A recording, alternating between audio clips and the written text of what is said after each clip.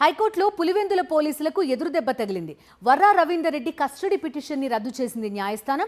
19, 20 తేదీల్లో పోలీస్ కస్టడీకి అనుమతిస్తూ కడప కోర్టు అనుమతినిచ్చింది. అయితే కడప కోర్టు ఆదేశాలను రద్దు చేసింది హైకోర్టు. కావాలంటే మళ్లీ కడప కోర్టులో పిటిషన్ వేయాలని హైకోర్టు ఆదేశించింది.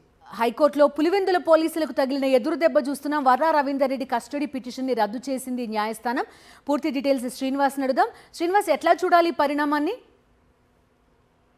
వర్రా రవీంద్రారెడ్డికి సంబంధించి పోలీసులు ఏదైతే పులివెందుల పోలీస్ స్టేషన్ లో నమోదైనటువంటి కేసుకు సంబంధించి చాలా కాలం నుంచి కూడా వాళ్ళు పోలీసు కస్టడీలోకి తీసుకుని అతన్ని విచారించాలి అని చెప్పేసి ప్రయత్నం చేస్తున్న నేపథ్యం అవుతుంది. ఈ నేపథ్యంలోనే కడప కోర్టులో ఇప్పటికీ 2 దఫాలుగా వాళ్ళు కస్టడీ పిటిషన్ వేశారు. 13, 14 తారీఖుల్లో ఏదైతే వర్రా రవీంద్రారెడ్డిని 2 రోజులు మాత్రమే కస్టడీకి ఇస్తూ, పోలీసులు 10 రోజులు కస్టడీ అడిగారు, 2 రోజులు మాత్రమే కస్టడీకి ఇస్తూ కోర్టు తీర్పు ఇచ్చింది. అయితే ఆ తర్వాత జరిగినటువంటి పరిణామాల్లో అతను విశాఖపట్నంలో ఉన్నటువంటి సెంట్రల్ జైల్లో ఉన్న నేపథ్యంలో అక్కడి నుంచి కడపకు తీసుకొచ్చి విచారించడానికి 2 రోజులు పడుతుంది జర్నీకే. కాబట్టి దీన్ని పునఃపరిశీలించాలని చెప్పేసి పోలీసులు కోరిన నేపథ్యంలో జడ్జి తిరస్కరించారు. ఇప్పుడు తాజాగా 19, 20 తేదీలు అంటే రేపు మర్నాడు ఇతనికి కస్టడీకి కోర్టు అనుమతించింది కడప కోర్టు. అయితే అతని బంధువులు ఏదైతే హైకోర్టులో ఇచ్చినటువంటి పిటిషన్ లో భాగంగా ఏదైతే ఇప్పుడు ఇచ్చినటువంటి కస్టడీ 19, 20 తేదీలు ఇచ్చినటువంటి 2 రోజుల కస్టడీని హైకోర్టు కొట్టివేస్తూ మళ్ళీ మీకు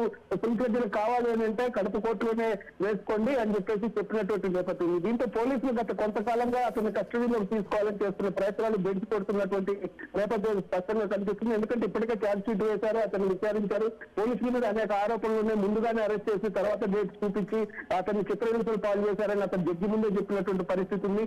సో ఈ నేపథ్యంలో కోర్టు కూడా ఈ పరిణామాలన్నింటినీ కూడా దృష్టిలో ఉంచుకొని ఇటువంటి నిర్ణయం తీసుకుంది అనేది ఆ కుటుంబ సభ్యులు చెప్తున్న పరిస్థితి కనిపిస్తుంది. Okay Srinivas, thank you.